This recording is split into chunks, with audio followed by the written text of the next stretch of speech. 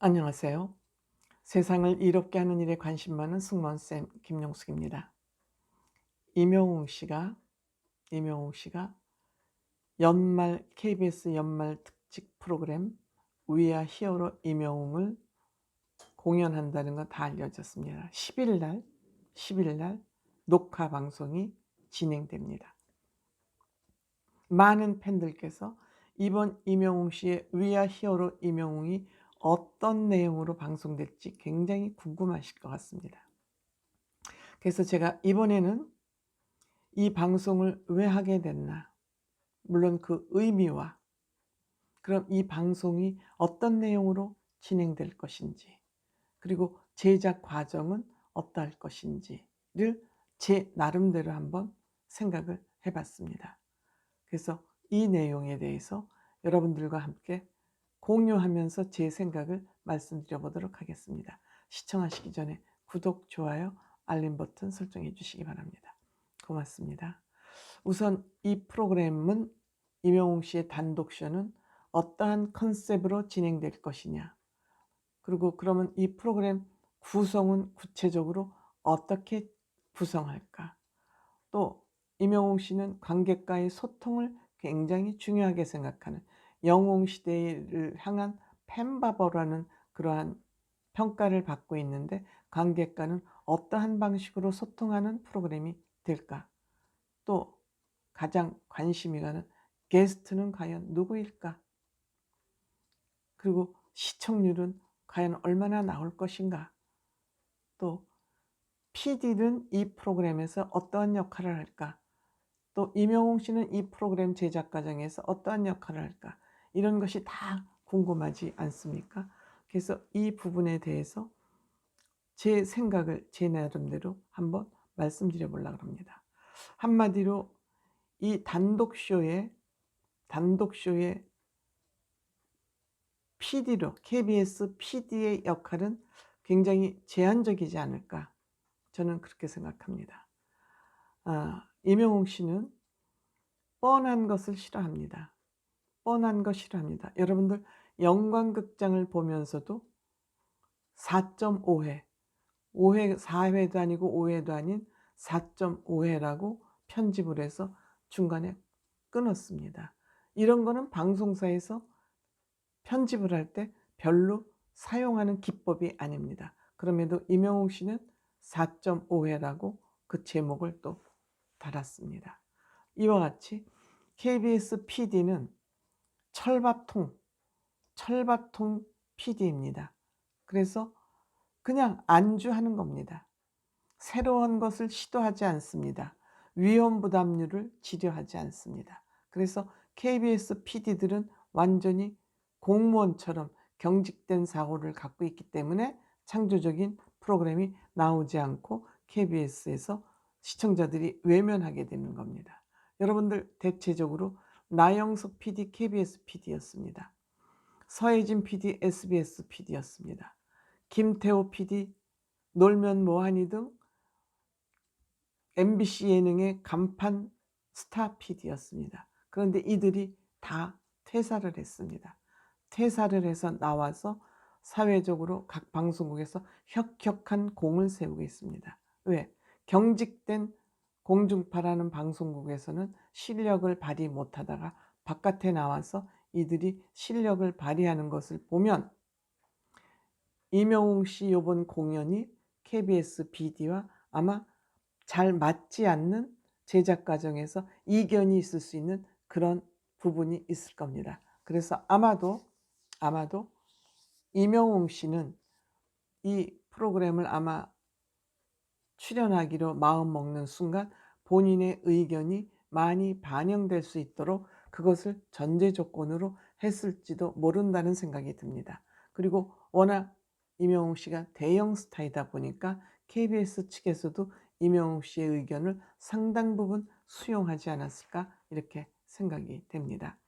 그래서 우선 이 컨셉이 We Are Hero 임영웅, 이것도 국민을 위로하는 힐링, 이거에는 공감대가 크게 형성되었을 것으로 봅니다. KBS하고 임영웅 씨의 공감대에 큰 이견이 없을 것으로 생각이 됩니다. 그래서 이 무대에는 뭐 대단한 퍼포먼스가 있을 것으로 생각하지는 않습니다. 임영웅 성격상 오버하는 것을 좋아하지 않고 그냥 있는 그대로 간결하고 품격 있는 무대를 아마 만들 것으로 저는 생각이 됩니다. 여러분들이 MMA 그 시상식에서도 임영웅 씨 별빛 같은 나의 사랑아 그 무대 보셨죠? 그래서 KBS의 그 무대 백배경은 정말 7, 80년대를 생각하기에는 그런 무대 배경을 아직도 벗어나지 못하고 있습니다. 그래서 이 배경에 굉장히 신경을 썼을 것 같고요. 조명 또한 임영웅 씨는 그 조명에 굉장히 신경을 쓸 것 같습니다. 그래서 이 콘셉트는 너무 과하지 않은 퍼포먼스가 과하지 않은 간결하고 품격 있는 무대로 아마 꾸며질 것이다. 저는 그렇게 생각을 합니다. 그렇다면 그 프로그램 내용은 뭘로 할 것이냐. 철저하게 기존 뻔한 방식은 하지 않을 것 같습니다. 여기에 임영웅 씨의 칼라, 임영웅 씨의 그 아이디어란 그것이 굉장히 여기에 본인이 많이 투영이 될 것이다. 이렇게 생각합니다. 특히 MMA에서 이번에 보여줬던 소년 피아니스트에다가 하모니스트 장인을 무대에 올려서 공연한 것을 보면은 어린이와 그 어르신들의 조화, 세대 간 조화를 한 문화 속에 녹여내는 이런 의미 있는 아마 프로그램들로 구성을 하지 않을까. 뻔한 거, 뻔한 방식은 여기에 동원되지 않을 것 같다. 저는 그런 생각이 듭니다. 또한 반드시 관객과 소통하는 그런 무대가 있을 것 같다. 역시 영웅 씨는 팬바바 아닙니까? 그래서 이번에 방청객을 모집하는 과정에서 사연을 적어달라 그랬습니다. 그래서 선착순 추첨이 아니라 그 방청객 신청 사연에 의해서 추첨을 한다 그랬습니다. 그래서 이 사연을 보낸 사람 중에서 반드시 그들을 무대에 올리거나 아니면 영웅 씨가 그 사람한테 다가가서 소통하는 시간을 가지지 않을까 생각합니다. 이 밖에도 반드시 관객과 소통하는 그런 프로그램이 있을 것이다.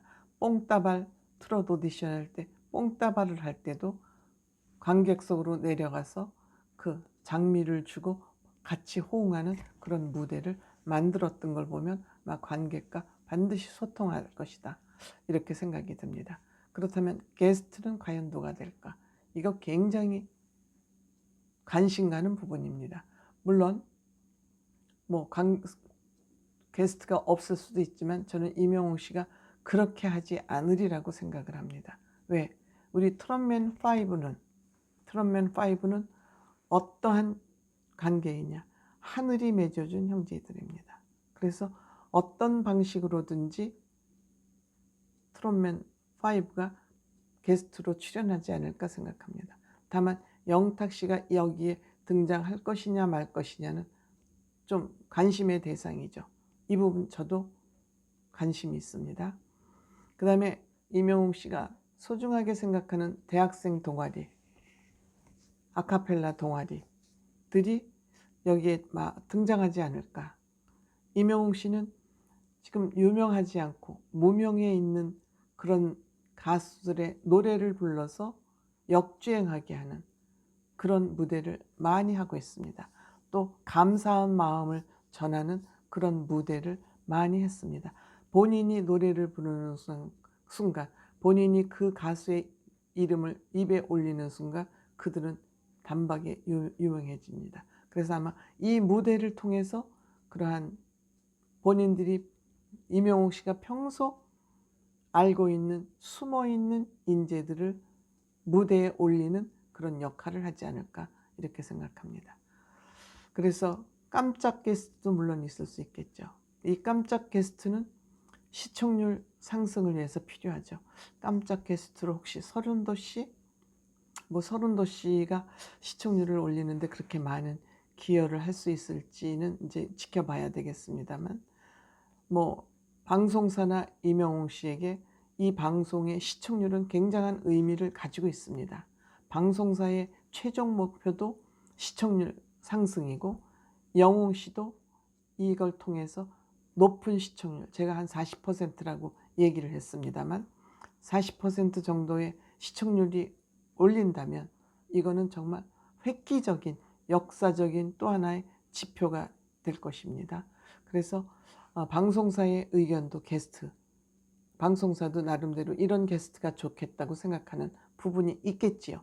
그래서 방송사의 의견도 받아들이면서 임영웅 씨가 이런 게스트를 좀 무대에 모시고 싶다는 의견을 나름대로 제시를 했을 걸로 생각이 됩니다. 하지만 이런 모든 것들이 임영웅 씨는 하나하나 의미가 있어야 된다. 이 사람이 출연하면 좋겠다. 이 사람이 인기가 많다. 이런 전제로 게스트를 초청하는 게 아니라 그 게스트가 초청되는 의미와 이유가 있어야 될 것으로 저는 생각이 됩니다. 그래서 이러한 관점에서 그동안 임영웅 씨가 그동안에 보여왔던 그런 또 마음에 가지고 있는 그런 가치 기준으로 판단을 해본다면 임영웅 씨는 본인의 무대를 통해서 누군가가 알려지지 않은 실력가들을 다시 수면 위로 올리는 그런 거에 게스트 선정을 하지 않을까, 저는 그렇게 생각을 해봅니다. 물론 저의 생각이 얼마나 맞을지는 모르겠습니다. 뚜껑을 열어봐야죠. 하지만 나름대로 이러한 추측을 해보는 것도 또 재미 중에 하나 아닌가 이렇게 생각합니다. 고맙습니다.